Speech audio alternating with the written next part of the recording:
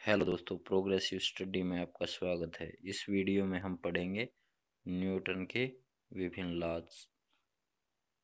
भौतिकी के पिता न्यूटन ने सन 1687 ईस्वी में अपनी पुस्तक प्रिंसिपिया में सबसे पहले गति के नियम को प्रतिपादित किया था। यहाँ से दो क्वेश्चन उठते हैं।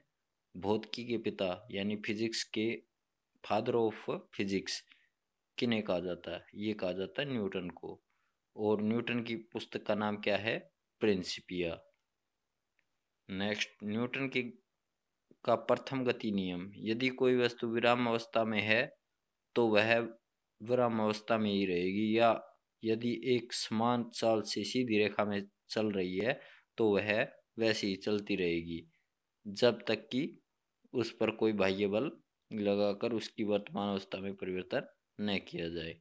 न्यूटन का पहला लॉ कहता है यदि कोई वस्तु चल रही है तो वो हमेशा चलती रहेगी जब तक उस पर बाह्य फोर्स नहीं लगेंगे, और यदि कोई विराम अवस्था में है वह हमेशा विराम अवस्था में ही रहेगी जब तक उस पर बाह्य फोर्स लगाया न जाए।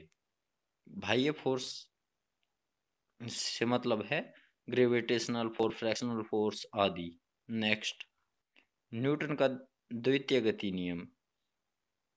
किसी वस्तु के संवेग में परिवर्तन की दर उस वस्तु पर आरोपित बल के समानुपाती होता है तथा संवेग परिवर्तन बल की दिशा में होता है। अब यदि आरोपित बल F बल की दिशा में उत्पन्न त्वरण A एवं वस्तु का द्रव्यमान m हो तो न्यूटन की गति के दूसरे नियम से F = ma अर्थात न्यूटन के दूसरे नियम से बल का व्यंजक प्राप्त होता है। न्यूटन का गति का द्वितीय नियम कहता है कि जो मूवमेंट होती है वो डायरेक्टली प्रोपोर्शनल होती है एक्सेलरेशन की।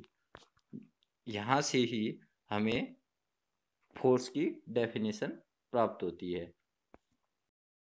पेपर के अंदर क्वेश्चन ऐसे आता है कि हमें फोर्स की डेफिनेशन कहाँ से प्राप्त होती है? ये हमें प्राप्त होती है न्यूटन के द्वितीय नियम से, यानी second law of Newton.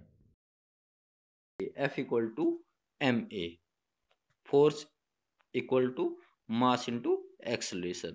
Next, Newton का तृतीय गति नियम। प्रत्येक क्रिया के बराबर परंतु विपरीत दिशा में प्रतिक्रिया होती है। उदाहरण, बंदूक से गोली चलाने पर चलाने वाले को पीछे की ओर धक्का लगना, नाव से किनारे पर कूदने पर नाव को।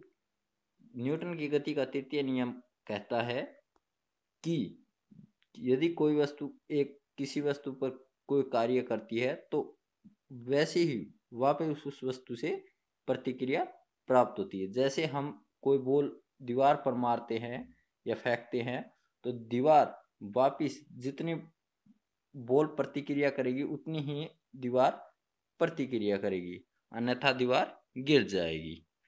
इसके यहाँ पर दो एग्जाम्पल दिए गए हैं।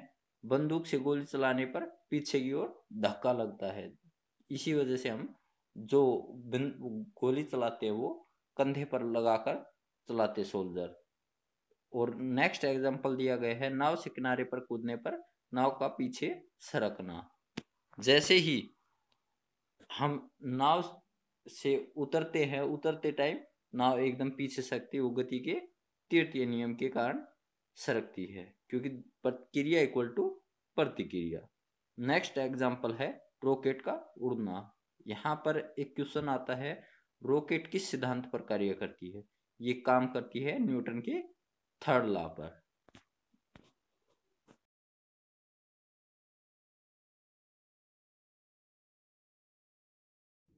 अब यहाँ हम पिक्चर के माध्यम से समझेंगे न्यूटन के फर्स्ट, सेकंड और थर्ड लॉज। यहाँ पे देखिए पिक्चर के अंदर फर्स्ट लॉ दिया गया है, वहाँ पर एक बॉल जो कंटिन्यू हमेशा चलती रहेगी जब तक उस पर कोई बाह्य फोर्स नहीं लगेगा। सेकंड लॉ के अंदर कहा गया है, फोर्स की डेफिनेशन दी गई है। यहाँ पर जब फोर्स लगता है तभी बॉल की गति चेंज होती है। देखिए थर्ड लॉ के अंदर एक बॉल दूसरी बॉल से टकराती है, जितनी क्रिया होती है उतनी ही प्रतिक्रिया होती है। धन्यवाद।